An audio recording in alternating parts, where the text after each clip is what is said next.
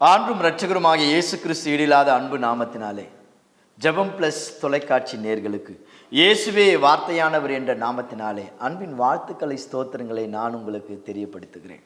என் அன்பு கர்த்தருக்கு பிரியமான தேவ ஜனங்களே, இந்த நாளிலும் கூட நான் உங்களுக்கு கர்த்தருடைய வார்த்தை கொண்டு வருவதில் நான் மிகுந்த சந்தோஷப்படுகிறேன். இதோ இந்த நாளிலும் கூட நான் உங்களுக்கு கர்த்தருடைய வார்த்தையாய் கொண்டு வரும்படி தேவ ஆவியானவர் எனக்கு உதவி செய்தது என்ன என்று சொல்லி பார்ப்பீர்களானா, 3 காரியங்களிலே கிறிஸ்தவர்கள் பொறுத்திருக்க வேண்டியது அவசியமாக இருக்கிறது. 3 காரியங்களிலே கிறிஸ்தவர்கள் பொறுமையோடு இருக்க வேண்டியது அவசியமாக இருக்கிறது. முதல் காரியம் தரிசனத்தில் பொறுமை, 2வது காரியம் வசனத்தில் பொறுமை, 3வது காரியம் ஜெபத்தில் பொறுமை. என் அன்பு சகோதரனே சகோதரியே, இன்னைக்கு அநேக சபைகளுக்கு கூட்டங்களுக்கு போகும்பொழுது அநேக கிறிஸ்தவ பிள்ளைங்க ஜெபிக்க வர நேரத்தில் வந்து இப்படி சொல்கிறார்கள், ஐயா ஏசப்பா எனக்கு 2020 இப்படி ஒரு தரிசனம் கொடுத்தார், ஐயா ஏசப்பா எனக்கு 2005 எனக்கு இப்படி ஒரு தரிசனம் கொடுத்தார். இப்படி அநேக தரிசனங்களை வந்து சொல்லி இந்த தரிசனம் நிறைவேறுவதற்காகவும் அல்லது இந்த தரிசனம் நிறைவேறினதென்றும் சிலர் வந்து சொல்லி ஜெபித்து கொள்வார்கள். என் அன்பு சகோதரனே சகோதரியே, கர்த்தர் நாமத்துக்கு ஸ்தோத்திரம் உண்டாகட்டும். இன்னொன்று சொல்லணும்னு பார்த்தீங்கன்னா, இன்னைக்கு இயேசுவோட கிருபையினால அநேகருக்கு அவருடைய கண்களை தேவன் தரிசன கண்களாய் வைத்திருக்கிறார். கிறிஸ்தவர்கள் கண்கள் ஒரு தரிசன கண்களாய் இருக்கணும். சிலருக்கு என்ன சொல்லிட்டு பார்த்தாலும் பாருங்க தரிசனம் வருவதில்லை. ஏன்? தேவனை தரிசிப்பதற்கு நமக்கு ஒரு விசேஷித்த பாக்கியம் இருக்குது. மத்தேயு சுவிசேஷம் 5ஆம் அதிகாரத்தை கவனித்து பாருங்கள், 7-8 என்ற வசனத்தை பாருங்கள். இருதயத்தில் சுத்தமுள்ளவர்கள் பாக்கியவான்கள், அவர்கள் தேவனை தரிசிப்பார்கள். என் அன்பு கர்த்தருக்கு பிரியமான தேவச்சனமே, நாம் ஆண்டவர் கொடுக்கிற தரிசனமும் அல்லது ஆண்டவரையே நாம் தரிசிப்பதற்கு ஒரு கிருபை பெற்றிருக்கணும். சகோதரனே போகட்டும், இன்னைக்கு இந்த தரிசனத்தில் காத்திருந்து அந்த தரிசனத்தை நிறைவேற்றி கொண்ட மனுஷர்களை நான் சிலரை மாத்திரம் உங்களுக்கு சொல்றேன். ஆதியாகமும் 37ஆம் அதிகாரம் 1ஆம் வசனத்தை கவனித்து பாருங்கள். அங்கே யாக்கோபு என்கிற இஸ்ரவேலுக்கு மொத்தம் 12 பிள்ளைகள். அந்த 12 பிள்ளைகளிலே இந்த யோசேப் என்கிற ஒரு மனுஷன் மகன் 11வது மகனாய் பிறக்கப்பட்டு இருக்கிறார். அவர் தரிசனம் காணும் பொழுது அவருக்கு 17 வயதாய் இருந்ததாம். ஆதியாகமும் 37:5 யோசேப்பு ஒரு தரிசனம் கண்டு தன் சகோதரர்களிடத்தில் சொன்னான். அது நிமித்தம் அவருடைய சகோதரர்கள் இன்னும் அவனை பகைத்தார்கள் என்று எழுதியிருக்கிறது.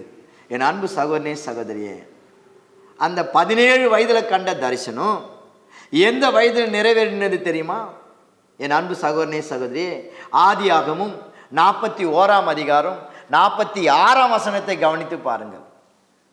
யோசேப்பு பார்வோனுக்கு முன்பாக போய் நிற்கும் பொழுது அவருக்கு 30 வயதாம். என் அன்பு சகோதரனே சகோதரியே, 17 வயதில் கண்ட தரிசனம் 13 வருஷங்கள் கழித்து 30 வயதாகி அந்த தரிசனம் நிறைவேறினது.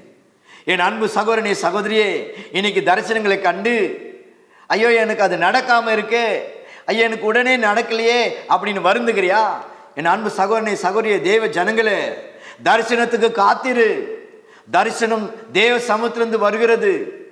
தேவன் நம்மை தரிசிக்க செய்வதற்காக நீங்கள் ஆண்டவரை ஸ்தோத்திரம் பண்ணுங்கள். ஆண்டவர் நமக்கு நடக்க போற எல்லா காரியங்களும் தரிசனம் மூலமாக தேவன் நமக்கு கொடுக்கிறார். 2019ஆம் ஆண்டு நவம்பர் மாதம் இந்த கொரோனா என்கிற உலகம் எங்கும் கோடி கணக்கான ஜனங்களை கொன்ற அந்த கொரோனா நாட்கள் வந்தபோது ஆண்டவர் அடியானுக்கு இதே பலிபீடத்தில் ஜெபித்து கொண்டிருக்கும் போது ஒரு உலக மேப்பை காண்பித்து அந்த மேப்ல கருப்பு நிறமும் சிகப்பு நிறமும் இந்த 2 நிறங்களை ஆண்டவர் அநேக இடங்களில் வைத்திருந்தார்.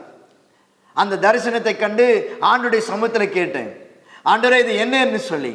அப்ப ஆண்டவர் சொன்னார், இந்த சிகப்பு நிறத்தில் இருக்கிற நாடுகளில் என் கோபம் இருக்குது, கருப்பு நிறத்தில் இருக்கிறதுக்கு காரணம் என்னன்னு கேட்கும் பொழுது மரணம் இருக்குது என்று சொன்னார். ஆண்டவருக்கு கன மகிமை துதி உண்டாகட்டும்.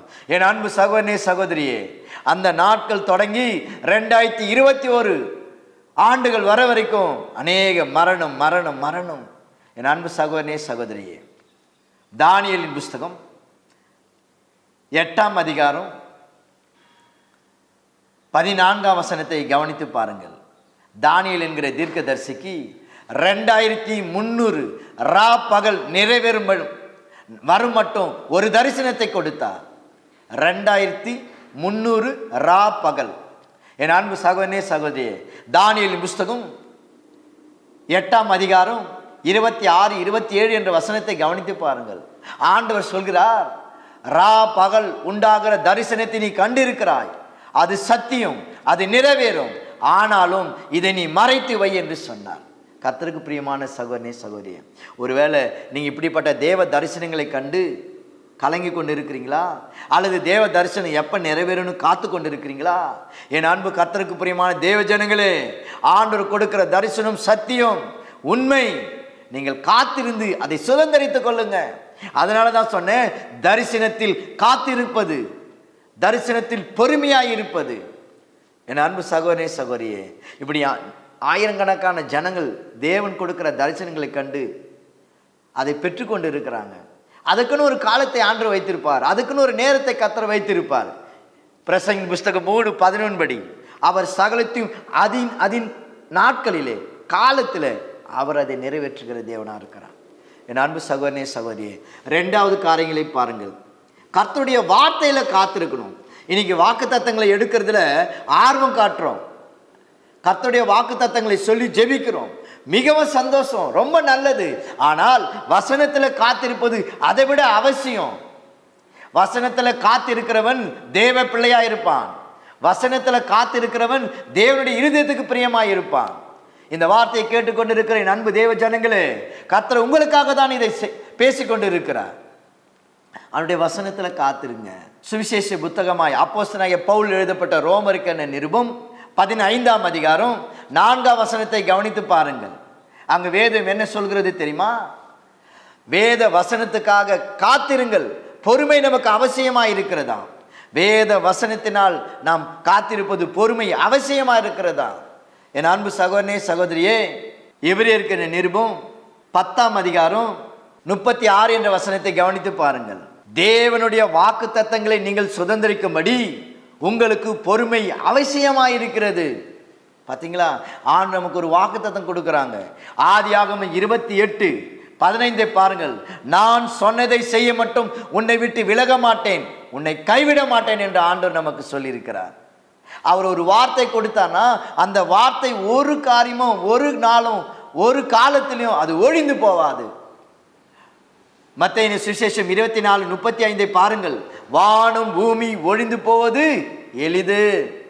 வானம் பூமி ஒழிந்து போனாலும் அவருடைய வார்த்தை ஒழிந்து போவாதாம். லூக்கா 16:17 என்ற வசனத்தை பாருங்கள். கர்த்தருடைய சொல் அவமாவதை பார்க்கலும் வானம் பூமி ஒழிந்து போவது எளிதென்று எழுதியிருக்கிறது. என் கர்த்தருக்கு பிரியமான சகோதரனே சகோதரியே, சங்கீத புஸ்தகம் 119:65 என்ற வசனத்தை பாருங்கள். உமது வசனம் என்னை நன்றாய் நடத்தினது. அவனுடைய வசனம் நம்மை நடத்தும்.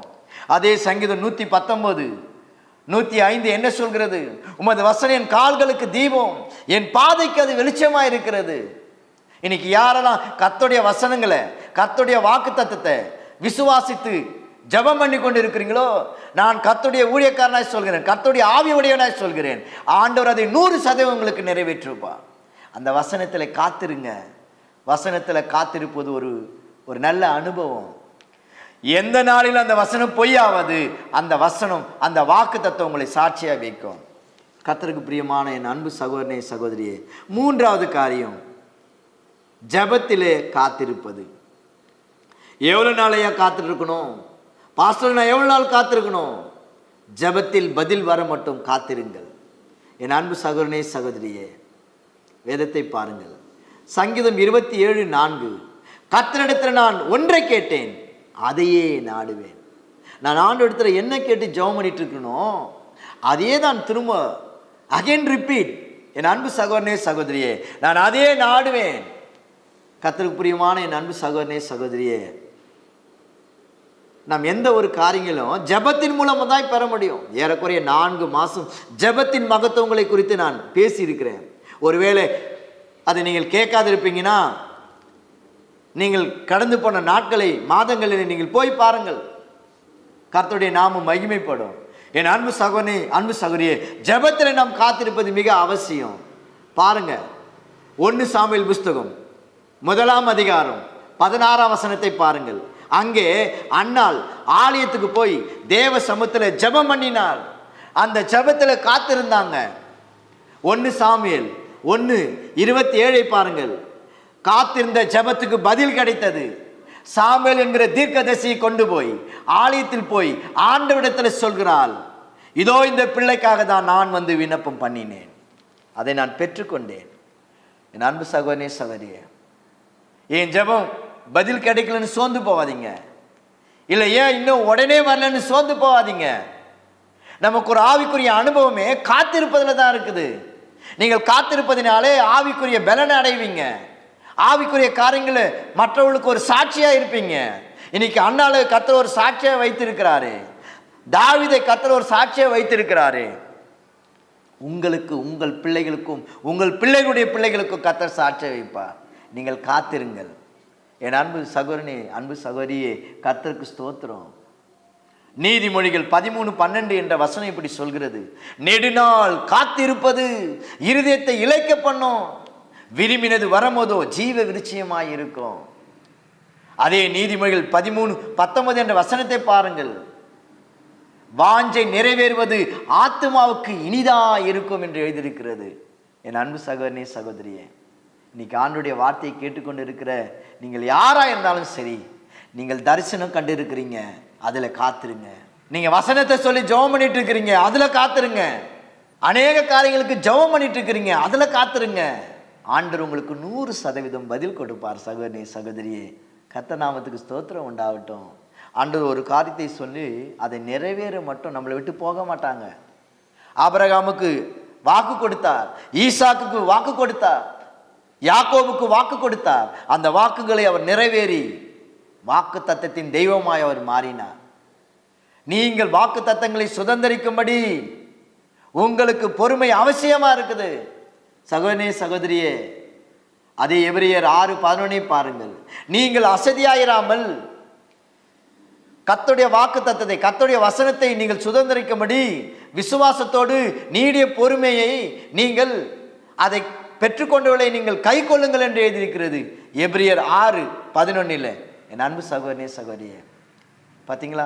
ஆசீர்வாதங்கள், வாக்கு தத்தங்களுக்கு காத்திருப்பது ஆசீர்வாதங்கள், ஜெபத்துக்கு காத்திருப்பது ஆசீர்வாதங்கள், தரிசனங்களுக்கு காத்திருப்பது ஆசீர்வாதங்கள். சகோதரனே, சகோதரியே, இந்த 3 காரியங்களை நீங்கள் காத்திருங்கள், பொறுமையா இருங்கள்.